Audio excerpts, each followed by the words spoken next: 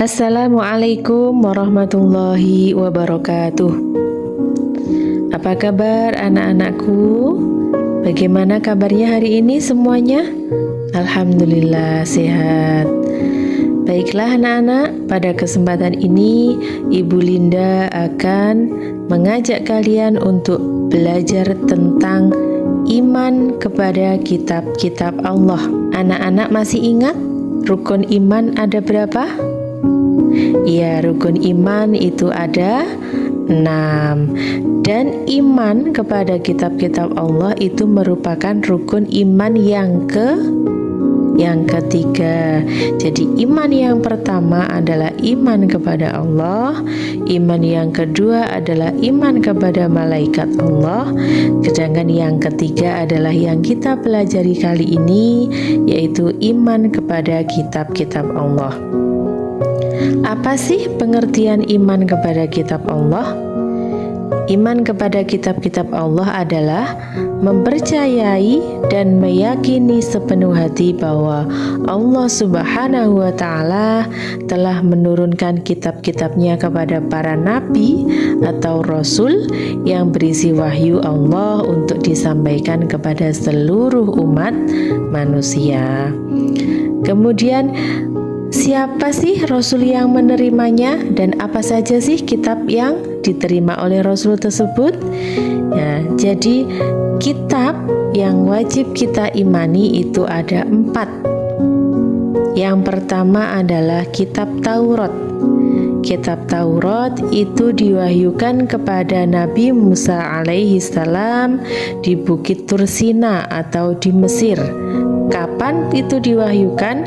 Yaitu pada abad 12 sebelum Masehi. Pokok ajarannya, jadi pokok ajaran kitab Taurat itu berisi tentang akidah atau tauhid atau mengesahkan Tuhan, mengesahkan Allah, dan tentang hukum-hukum syariat. Kemudian yang kedua ada kitab Injil. Kitab Injil itu diwahyukan kepada Nabi Isa alaihi salam sekitar abad pertama Masehi di daerah Yerusalem atau daerah Israel. Pokok ajaran kitab Injil ini sama dengan kitab sebelumnya. Namun di situ ada sebagian yang menghapus hukum-hukum di kitab Taurat yang tidak sesuai dengan zaman. Jadi kitab itu yang diturunkan setelahnya itu akan memperbarui atau menyempurnakan ajaran-ajaran yang kitab yang terdahulu. Seperti itu anak-anak. Kemudian yang ketiga itu adalah kitab Zabur.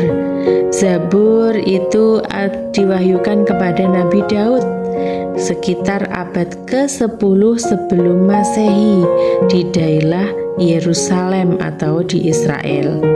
Pokok ajaran kitab Zabur ini berisi tentang zikir, nasihat, hikmah. Tetapi di sini kitab Zabur itu tidak memuat hukum-hukum syariat. Kemudian yang keempat itu adalah kitab Al-Quran. Kitab Al-Quran itu adalah kitab yang kita pelajari bersama anak-anak.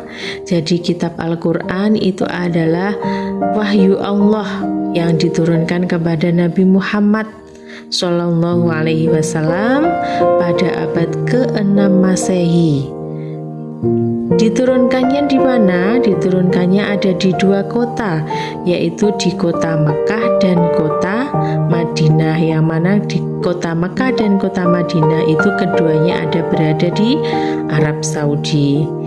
Kenapa kok di kota Mekah dan kota Madinah? Ya, berapa lama Al-Quran itu diturunkan? Yaitu selama 22 tahun, 2 bulan, dan 22 hari. Itu lamanya kitab Al-Quran diturunkan.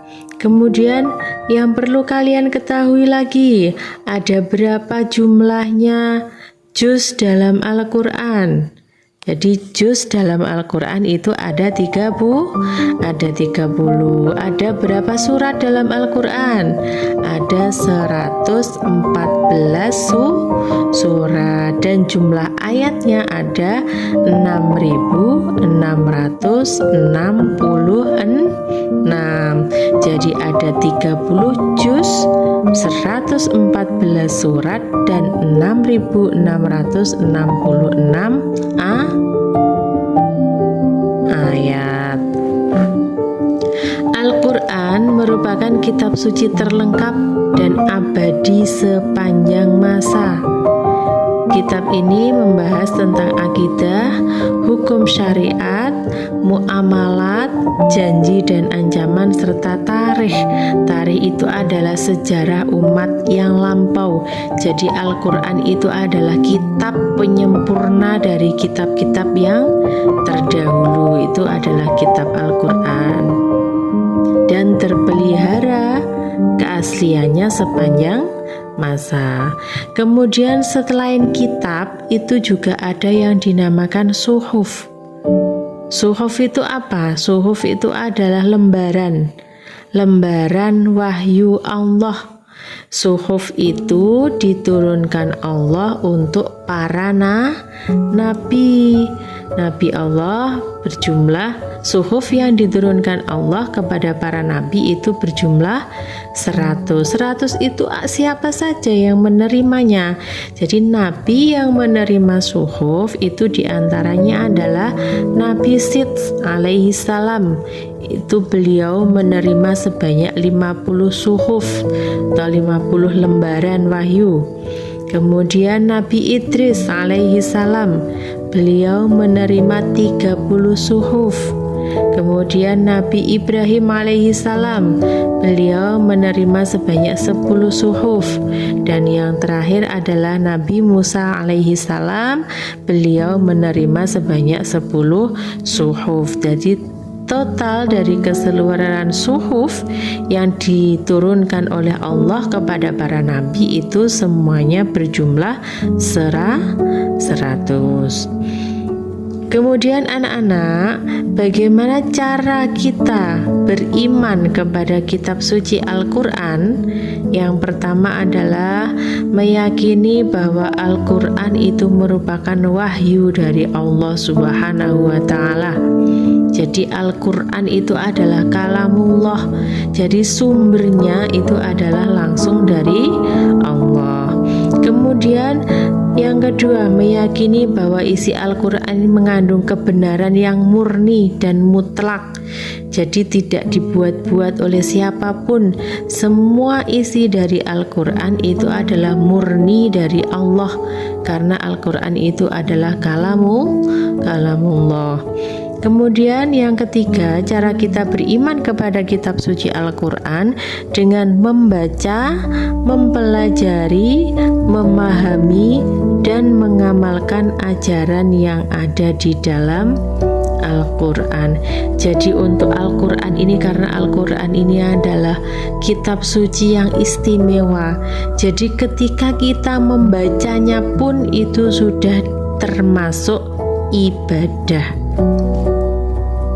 Khairukum man ta'allamal Qur'an wa 'allamahu. Sebaik-baik kamu, sebaik-baik kalian adalah orang yang mau belajar Al-Quran dan juga yang mau mengamalkannya. Jadi misal kalian pernah belajar tentang Al-Quran, belajar membaca Al-Quran, kemudian mempelajari tajwidnya, makhorijul hurufnya, ilmu yang kalian dapatkan itu meskipun sedikit, agar ilmu itu bermanfaat, kalian harus mau mengamalkannya kepada orang lain. Itu. Jadi kalau kamu mau jadi orang yang baik, sebaik-baik dari kalian adalah orang yang mau belajar Al-Quran dan mau mengamalkan. Kemudian keutamaan Al-Quran dibanding dari kitab yang lain. yaitu Al-Quran terpelihara kemurniannya hingga akhir zaman. Jadi mulai Al-Quran itu diwahyukan kepada Nabi Muhammad hingga akhir zaman itu isinya sama, isi kandungannya sama, surat-surat yang terkandung di dalamnya juga sama, wahyunya itu sama, karena Al-Quran itu terpelihara kemurniannya hingga akhir zaman. Tidak ada sesuatu makhluk pun yang dapat menandingi kehebatan Al-Quran. Kemudian membaca Al-Quran merupakan ibadah, meskipun itu walau ayatan.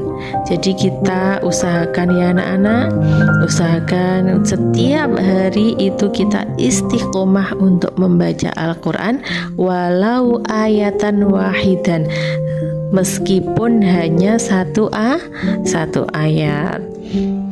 Kemudian yang keempat, keutamaan Al-Quran dibanding dari kitab yang lain, yaitu isi Al-Quran mencakup semua aspek kehidupan manusia dan sesuai dengan fitrah manusia. Jadi apapun permasalahan manusia, permasalahan yang kita hadapi itu sebenarnya semuanya itu tertuang di dalam Al-Quran. Masya Allah, subhanallah, karena Al-Quran itu adalah mukjizat Nabi Muhammad. Hikmah kita beriman kepada kitab-kitab Allah. Yang pertama adalah mempertebal keimanan kepada Allah.